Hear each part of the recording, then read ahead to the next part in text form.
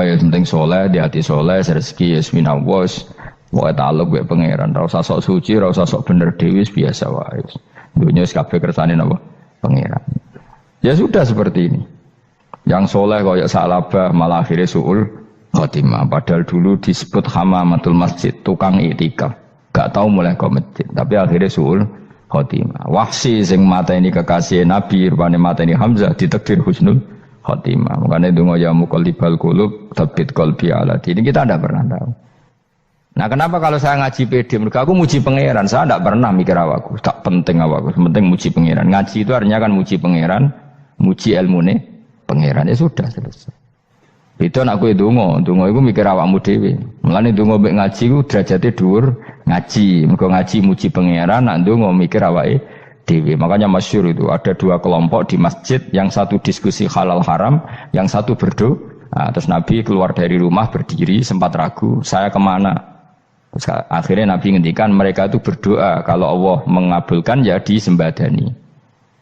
Tapi mereka belajar halal haram. Itu perintahnya Allah, saya sebagai Nabi. Terus akhirnya Nabi gabung kelompok yang belajar halal haram. Karena belajar halal haram artinya ingin menghidupkan hukumnya Allah Ta'ala. Tapi nak wong donga kepingine iku kabul kajate. Intine mikir awake dhewe. Makanya saya termasuk ulama yang jarang berdoa. Tapi ya berdoa tapi kadang-kadang. Nah kowe kan gak kontribusi ning agama rapati ya tapi donga. Oh dasar murahan. Ya tapi piye mulang ya ora payu. Jadi kadang-kadang kula dibantah. Lah jenengan mulangi payu Gus. Lah kula ora payu, donga-donga ngono. Ya tapi aku ngerti pangeran ra bakal nyembadani barno ra Gus. Pangeran ya paling sedikit sithik ngono cukup. Kula termasuk orang yang enggak setuju ya kalau orang sholawatan terus berlebihan tapi khidmah ini Nabi kurang. Maksudnya gini loh, sholawatan berlebihan ya. Redaksi sholawat tentang Nabi itu kecil.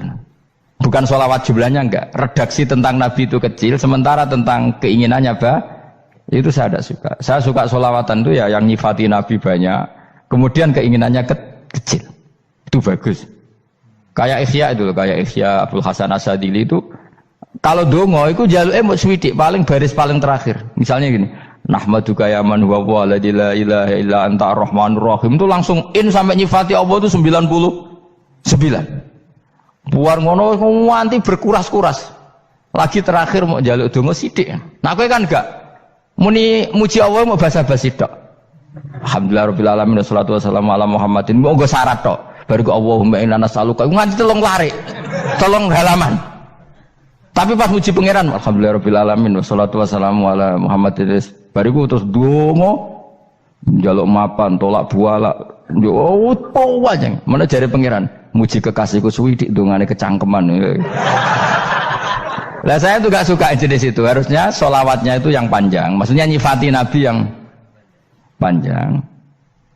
Baru mintanya sedikit. Itu bagus. Itu akhlak. Makanya saya diantara sholawat yang senang itu sholawatnya Habib Ali Al-Habsyi yang ngarang Simtudur. Kalau beliau baca sholawat itu sholatan yattasilu biha ruhul musolli alaihi bi.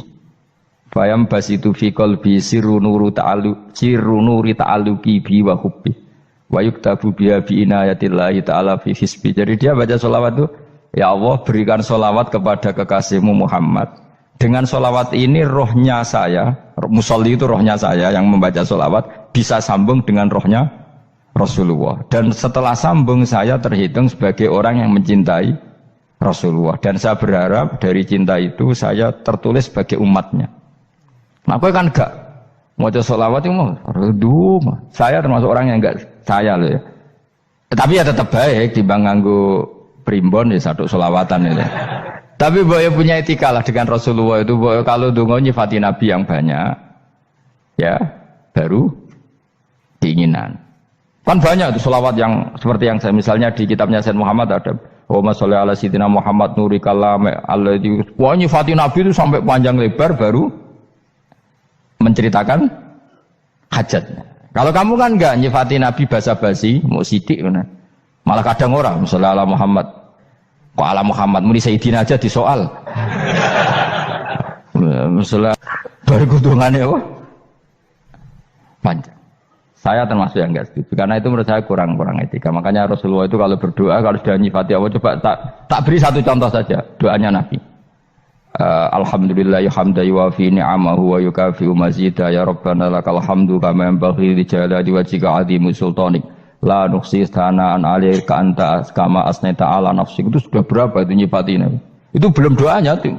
Nah kamu kan enggak Alhamdulillah rabbil alamin Allahumma ya Allah iki hajati wis gremeng tok titik seramutu tenan. Njen gak bakat wali. Nah cara kula iku sisen dene. Kula ya sering ngamini dongane wong ngono tapi ning atiku amin maksudnya amin barno mawon Gusti. Dadi aku amin tapi amin ku barno mawon Gusti. Wong ora jelas ngono berarti. Jadi aku muni amin tapi amin barno maksudnya ya Allah barno amin ngono maksudnya. Jadi karena tadi setahu saya doanya para nabi, para wali itu memang seperti itu. Ya coba itulah doa tadi aja yang saya sebut itu berapa kalimatnya? Apa? Alhamdulillah hamdan yuwafi ni'amahu wa yukafi'u mazida ya rabbana lakal hamdu kama yanbaghi li jalali wajhika 'azimi sultanik la nuhsi thana'an 'alaika anta kama asnaita 'ala. Enggak terhitung pujian saya kepada engkau sebanyak engkau memuji pada diri engkau sendiri. Allahumma inni a'udzu biridhoka min sakhatika fi mu'afatika min uqubatika wa bika minkal. Allahumma sholli bi haqqi jabarutika wa bi khawfika. Kan panjang sekali doanya wali-wali itu, tapi semuanya mensifati Allah. Bahkan banyak yang kemudian lupa enggak doa. Coba haji, doa haji itu coba. Labbaik Allahumma labbaik la syarika lak innal hamda wan ni'mata laka wal mulka la syarika lak. Wa ni'mat itu kan labbaik saya siap melaksanakan perintahmu ya Allah sa'dik. Engkau yang punya pujian, engkau la syarika lak. Itu malah enggak ada, jarang malah ada doanya. Itu kalimatnya talbiyah semua. Allahumma antal azil akram itu sudah seperti itu. Karena tadi al mu'min yashghaluhu sana 'ala Allah min ayyakuna li nafsihi dzakiran. Mukmin sejati adalah sibuk memuja Allah sampai lupa jatah dirinya sendiri. Nah, kowe kan gak mujine Allah basa-basi, dongane tenanan. Itu jadi makhluk aneh, itu jadi hubungan mbek pangeran itu wong aneh. Ya tapi jan ra bakat wali, semono iku dadine semono iku. Ya tok ngono kok mari wali kakean malah gak elit.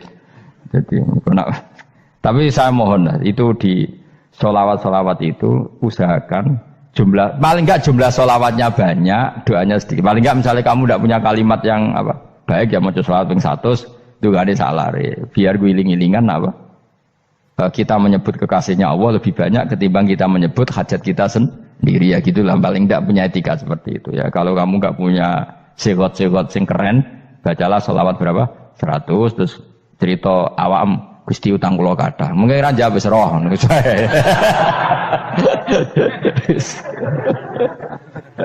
Tapi kan kita menyebut kekasihnya sampai 100, nyebut utang bisa. Ojo kok nyebut kekasih pisan, nyebut utangi 100. Berarti yen sampeyan ditakoki pangeran, kowe nyebut kekasihku piro pisan, nyebut utang 100 dasar rayu utang ngono mereka. Ya ada, saya termasuk orang yang nggak setuju tadi. Jadi kalau redaksi sholawat cari yang mujinya Nabi lebih lebih banyak, karena itu nanti lebih diridhoi Allah Taala. Coba Allah sendiri kalau nyebut nabinya itu hitung saja. Laqad ja'akum rasulun min anfusikum. Jadi rasulun min anfusikum, seorang rasul yang sejenis dengan kamu. Terus azizun, orangnya sangat terhormat. Alaihi ma'anitum, rasul ini siap menanggung apa yang kalian tidak mampu. Kowe ra bakat mlebu swarga baru kaya syafaate Nabi akhir mlebu swarga. Kowe ra kelar korban, Nabi tahu mengorbankan kita semua. Dokha Rasulullah bikabsaini terus hada an ahli wa hada amman lam yudakhi min mati. Jenenge alihima anittum. Nabi menanggung apa yang kalian berat. Azizun, Nabi itu ali terus harisun alaikum. Nabi sangat berkomitmen menyelamatkan kalian. Haris itu keinginan yang berlebihan itu jenenge apa? Haris, kiai kuno namanya ini ngungseng, keinginan yang over. Nabi itu sangat berkeinginan kita ini maslahat. Terus bil mukminina raufur. Allah yang super saja kalau nyebut nabinya nyifati sebanyak itu. Ada ayat lagi misalnya, Rabbana wab'ats fihim rasulam minhum yatlu alaihim ayatika. Muhammad itu siapa? Seorang rasul yang membacakan ayat-ayat Allah. Wa yu'allimuhum, seorang rasul yang mengajari mereka alkitab wal hikmah. Wa yuzakkihim, seorang rasul yang membersihkan akhlak-akhlak kita. Jadi artinya Allah punya tradisi kalau nyifati rasul itu banyak. Juga nyifati orang-orang sekeliling rasul. Makanya menurut saya mazhab Syiah itu enggak pas.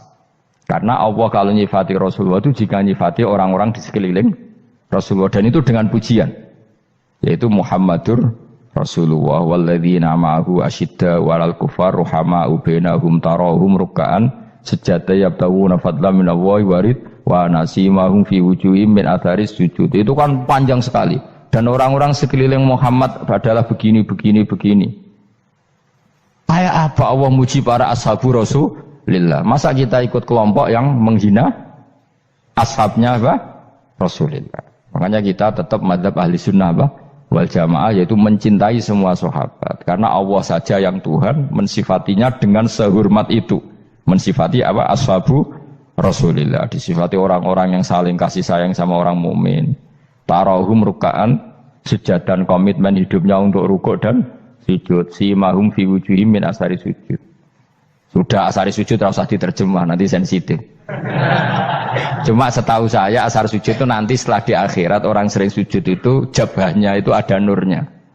Tapi kalau ada yang nafsirkan asari sujud itu warna tertentu ya semboy, itu sensitif. Yang jelas asari sujud itu ya sudah seperti itu. Seneng kamu kok hasut. Kowe nyen provokator, nak ono apa ya? Ada hal yang begitu terus mau berlebihan. Uteke ya khisimun. Nah, kalau ada kepentingan, pokoknya ayatnya si mahum fi wujuhim min asaris sujud, bahwa dalam jabahnya itu ada asaris sujud. Itu masyhur kan, saya terangkan ya, tapi gue jauh sensitif loh, biasa wae. Suatu saat Rasulullah itu ngendikan begini, nanti saya kata Nabi akan nyafati kalian semua. Sahabat-sahabat tanya, ya Rasulullah dengan sekian miliar orang, bagaimana kamu mengenali kita? Saya ulang lagi, suatu saat saya nanti akan nyafati kalian, karena saya kenal kalian. Maksudnya di akhirat. Ya apa? Di akhirat. Terus sahabat tanya, ya Rasulullah bagaimana engkau mengenali kita, sementara nanti di akhirat bermiliar-miliar orang gitu. Terus Nabi ngendikan gini, jika kamu punya unta dengan tanda tertentu, saya ulang lagi, jika kamu punya unta punya tanda tertentu, dalam jidatnya ada begini, dalam tangannya ada gini, dalam kakinya ada gini, maka apa kamu bisa membedakan untamu dengan unta orang lain? Ya bisa ya Rasulullah, karena unta kita khas. Misalnya kaki depannya ada putihnya, kaki belakangnya ada putihnya, dalam baduknya ada putihnya. Terus kata Nabi, inna ummati yut'auna yaumal qiyamati hurran muhajjalin min asaril wudu. Nanti umatku, nanti wajahnya juga bersinar, tangan kakinya juga bersinar. Jadi asar itu saya pastikan secara riwayat itu akhirat, maksudnya tentang akhirat. Tapi bahwa yang di dunia ada yang memulai asar itu nggih monggo mawon. Loh itu bagus kan, artinya ekspresi percepatan. Ndak apa-apa loh, daripada kok kowe ora jelas ini gitu. Maksudnya ya orang ngetok ya pancen jarang sujud tenan. Wis ora usah sensitif, tapi yang jelas ya nanti. Ya soben kiamat ruang samu. Nanti hisab itu nanti kalau hitung hanya sekitar 3 jam. Hisabnya sak dunia itu hanya sekitar, karena malaikat itu tidak kesulitan sama sekali. Tak warai ya. Ini enggak akan salah saya dalam hal ini karena riwayatnya sahihah. Kenapa hisab itu hanya butuh rubu'un nahar, 1/4 dari siang enggak? Anggap saja siang itu 6 jam atau 12 jam, itu aja terserah. Kalau 12 paruhnya kan 6 ya. Seperti 1/4-nya berarti 3. Itu gini, jadi nanti di mahsyar itu kan yauma tabyaddu wujuh wa taswaddu wujuh. Yaudah yang kafir itu gelap, hilang, wajahnya, tubuhnya semuanya gelap. Yang mukmin itu semuanya terang. Jadi sudah yang tabyaddu wujuh wa taswaddu wujuh otomatis terus nyingkap. Terus pergerakannya itu delala yang tabyaddu wujuh itu ke kanan, yang taswaddu wujuh ke kiri.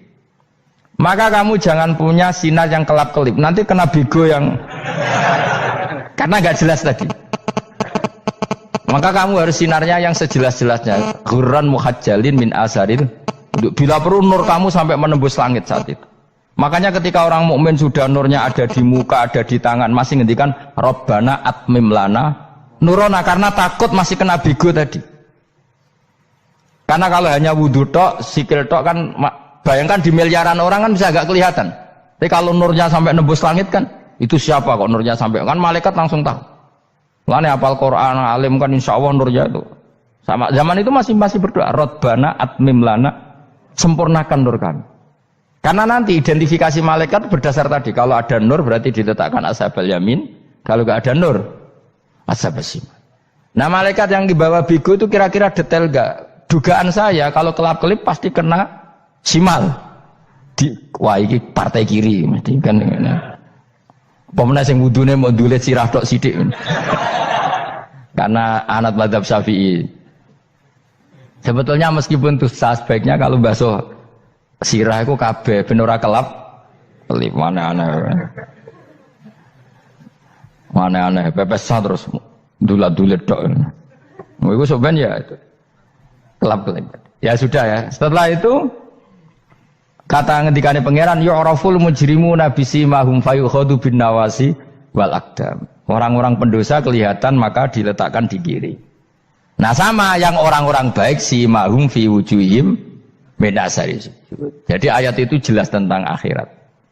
Tapi kira usah terus provokasi. Seneng kamu kok ya khisimun maksudnya provokator gitu.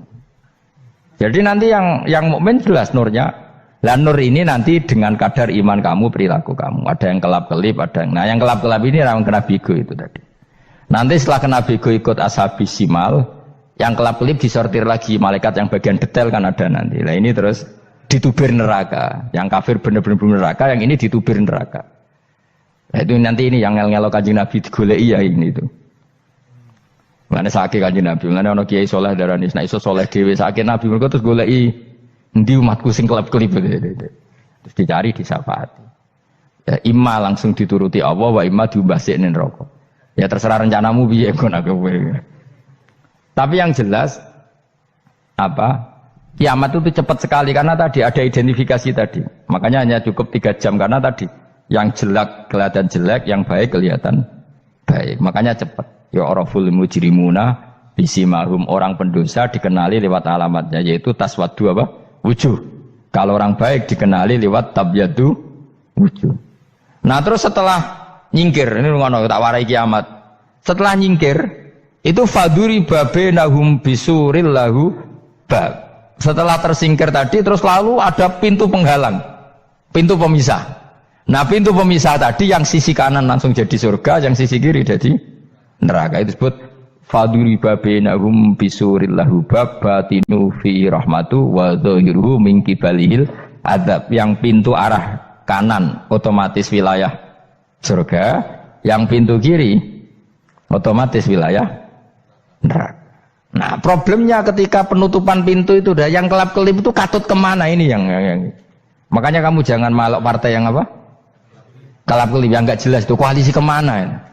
Kalau partai besar kan iso nyalon presiden, partai kecil ini kan ikut mana ini kan?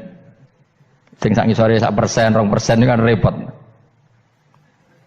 Loh coba misalnya nur kamu 2%, berarti gelap kamu kan 98%. Kira-kira malaikat mengkategorikan kemana coba? Ayo jawab. Gelap. Loh kode semangat Pak. Padahal itu bagian dari kamu. Kalau satu tubuh itu sinarnya hanya 2%, kira-kira kategorinya itu partai gelap, partai terang. Waduh semangat kok ya ini. Berarti kegaruk kemana? Kiri. Tapi bisa saja malaikat cara berpikir gini. Tapi kok ada cahayanya ya? Padahal kata Allah, yang bercahaya ashabul yamin. Kan nggak ada bilang cahaya terang. Bisa saja malaikat, alhamdulillah berpikir begitu. Ya nanti kita rayu saja supaya berpikir ini kan. Yang penting ada cahaya. Kan Allah tidak bilang terang apa kelap-kelip. Ya mungkin saja asal ada cahaya dikategorikan lahu nur, punya apa? Nur. Tapi yang jelas saat itu pun yang sudah punya cahaya masih berdoa Rabbana atsmim lana nurona. Ya Allah saya mohon sekali nur-nur kami sempurnakan. Jadi ini saya bantu teman-teman yang hafid-hafid supaya tahu maknanya ya. Dan yang nggak hafid ya dengar ya. Kalau nur itu penting. Makanya Nabi itu kayak apa? Nabi itu orang super. Itu kalau ngendikan wa mat'al min fawqi nuran wa min tahti nuran wa an yamini nuran wa an simali nuran, sampai terakhir Nabi masih mendoa untuk dirinya waj'al li nuran, dan semua tubuh saya jadi nur. Jadi Nabi sudah gitu kan, ya Allah jadikan sisi depanku nur, belakang kami nur, kanan nur, kiri nur, terakhir itu apa, waj'alni nuran, dan doa semoga semua tubuh saya jadi nur. Itu termasuk doa yang sering saya baca. Karena saya takut kelap-kelip tadi, ini bahaya ini kalau malaikat. Saya tidak tahu cara berpikir malaikat tadi, apa ngitung 98% maka dikategorikan apa? Gelap, apa dihitung nurnya saja? Wong instruksinya Allah kan yang ada nur ashabul yamin. Meskipun kelap-kelip kan punya nur. Saya tidak tahu nanti ikut 2% ikut mana kalau di partai koalisi itu. Ya, ikut yang menang biasanya, ikut yang apa? Ya paham ya, makanya saya mohon kalau wudhu itu usahakan sempurna, terutama wudhu sholat. Kalau nggak wudhu sholat itu sebaiknya nggak sempurna, supaya ada bedanya wudhu sholat sama wudhu tidak sholat. Rasulullah itu masyhur gitu ya, Rasulullah itu kadang tawaddu'a wudhu'an khafifan, wudhu yang sederhana, yaitu hanya sekali-sekali dan tidak sempurna. Ketika ditanya as-sholat ya Rasulullah, tidak. Misalnya saya habis makan, mau tidur, biasanya ya wudhu, tapi tentu tidak perlu sesempurna kayak wudhu sholat, biar ada bedanya. Rasulullah juga gitu, beberapa kali beliau wudhu tapi tidak sesempurna wudhunya untuk sholat. Masyhur itu di riwayat tawaddu'a wudhu'an khafifan duna wudhu'ihi lis sholat. Tapi kalau wudhu untuk sholat asbaghal wudhu, menyempurnakan wudhu. Jadi supaya ada bedanya wudhu sholat dan wudhu tidak sholat. Saya gak wong ora iso ngaji padha kabeh. Abu Bakar ya gitu, ana wong poso sunat kok nyediakno buka dimarahi. Istrinya pernah nyediakan buka beliau untuk puasa sunat. Itu embernya dipecahi Abu Bakar. Ditanya, kenapa gitu? Apakah kamu akan menyaingi Ramadan? Jadi gak boleh memperlakukan puasa sunat kayak Ramadan. Ya biasa saja kalau puasa sunat wah ape buka kolak apa. Ramadannya ya iri tuh, ini gimana kok saya disaingi ini. Jadi kabeh itu ada proporsinya, ada apa? Makanya megang Quran ya wudu, megang wudu. Nah, kabeh gitaran terus wudu, pengiran tersinggung. Piye kok menjegal gitar wudu? Jadi gak boleh kebaikan disaingi itu juga gak boleh. Bapak gue sergap wudu sampai nyekel gitar. Yo, Quran tersinggung, wah semen ibu gak semen kan. Malaikat panitia kan ya tersinggung. Kabeh itu kan ada proporsinya apa? Ada proporsinya. Itu hebatnya Rasulullah. Jadi kalau beliau wudu, bahkan wudu itu wudu li sholat sama tidak sholat itu. Misalnya sholat sunat. Sholat sunat itu kamu mampu ngadeg boleh nggak duduk? Boleh. Kalau sholat fardu nggak boleh, biar ada bedanya. Fardu itu spesial, nggak boleh, harus berdiri. Kalau sunat pun harus berdiri. Fardu tersinggung. Iya sunat kok nyaingi aku kan gitu kayak. Ya makanya sholat fardu wajib berdiri ya. Sholat sunat boleh duduk meskipun mampu loh ya. Nggak boleh sama. Sholat sunat pun harus berdiri. Berarti ada sunat menyaingi fardu. Ya jelas ya. Jadi aturan main itu harus jelas. Nggak boleh. Makanya Abu Bakar itu nggak mau kalau ada orang puasa sunat kemudian apa? Abdullah bin Mas'ud lebih parah. Dia itu tukang nyuwepeng orang yang selalu sholat duha. Makanya saya itu duha itu jarang karena takut kena sweepingnya siapa? Abdullah bin Mas'ud. Itu ada orang khusyuk tiap hari duha disweeping sama dia. Apakah kamu menjadikan sholat ini jadi fardu? Kok mbok lakoni bedino? Awas nang mbok lakoni bedino. Daerah akhir duha dilakoni bedino. Perkara ini butuh duit. Itu kalau zaman Abdul Mas'ud kena sweeping apa? Karena berarti menandingi fardu. Jadi biar usah anut ilmu ku bahaya itu di sensitif. Cuma ini kan ilmu tetap tak utarakan. Biar kamu tahu, nggak boleh fardu disaingi itu nggak. Coba kan banyak ketentuannya tadi. Contoh paling gampang itu apa? Kalau sholat fardu boleh, nggak boleh apa? Duduk. Sholat sunat boleh duduk. Sholat sunat boleh di kendaraan sesuai jalannya kendaraan. Nama tawajjahat bi rohilatu. Kalau sholat fardu, kalau kamu naik unta harus turun untuk memastikan di kiblat. Jadi banyak sholat sunat kamu dalam keadaan najis sudah tidak boleh dilakukan. Kalau sholat fardu, karena saking pentingnya fardu, meskipun dalam keadaan najis ya menemukan alat sesuci harus tetap sholat. Jenenge sholat dihormatil waktu, karena nggak boleh fardu ditinggalkan. Meskipun nanti harus iadah, karena nggak boleh mengalahkan fardu meskipun itu oleh najis. Jadi misalnya kamu pergi hanya bawa satu celana, kemudian di terminal atau apa kena najis, kena uyah sampean misalnya, kamu harus tetap wudu dan sholat. Karena nggak boleh fardu ditinggalkan. Meskipun nanti harus iyadah, karena sholat kamu tidak sempurna. Dalam keadaan setelah kamu najis, boleh nggak sholat sunat? Oh nggak boleh. Karena kalau fardu itu darurat, memang sesuatu yang harus, maka dilakukan. Tapi kalau kamu dalam keadaan nggak suci, nggak boleh melakukan sholat apa? Sunat. Karena fardu itu spesial apa? Spesial. Bun kalau terus nongol. Wamtazul yauma ayyuhal mujrimun. Ya, jadi orang mujrimun harus terpisah dari orang apa? Mukmin. Dan yang keharusan itu ketika di surga. Tapi kalau di dunia ya boleh muamalah boleh. Ya muamalah yang halal maksudnya. Infaridu tegese misau sira kabeh ana mukminin sing pira-pira mukmin indaktilatihim. Nalikane campure kufar utawa al mujrimin bihi lan al mukminin. Utawa rujuke balik boten napa. Maksudnya rujuke diwalek ge sami indaktilatihim mukminin bihi lan kufar utawa kufar ning mukminin. Alam ahad ilaikum ya bani Adam. Alam ahad ana ta ora merentano ingsun ilaikum maring sira kabeh. Amurkum tegese ana ta ora merentano ingsun kum ing sira kabeh ya bani Adam ya bani Adam. Ala lisani rusuli ing atase lisane para utusan-utusan ingsun. Bukankah saya telah merintahkan kamu wahai Bani Adam Allah ta'budu setan. Yen ora menghamba sira kabeh asetan ing setan. Ngendikane pangeran kowe ijek kanut setan cek nemen nih. Bukankah sudah saya perintahkan kamu tidak boleh diperbudak napa setan. Maknane la tutiu tegese aja taat sira kabeh ing setan. Inna sak temene setan laku maring sira kabeh aduun musuh mubinun kang jelas. Bayinul adawati banget musuhane. Lah setan musuhmu kok malah mbok nut bocah kok sarap ngono. Karwan musuh kok di nut. Anut ya pangeran mergo Allah wali fid dunya wal akhirah. Wa ani buduni lan yen to nyembah sira kabeh ni ingsun. Wa anstune kelakuan budu nyembah sira kabeh ni ingsun wahidu tegese nglakoni tauhid sira kabeh.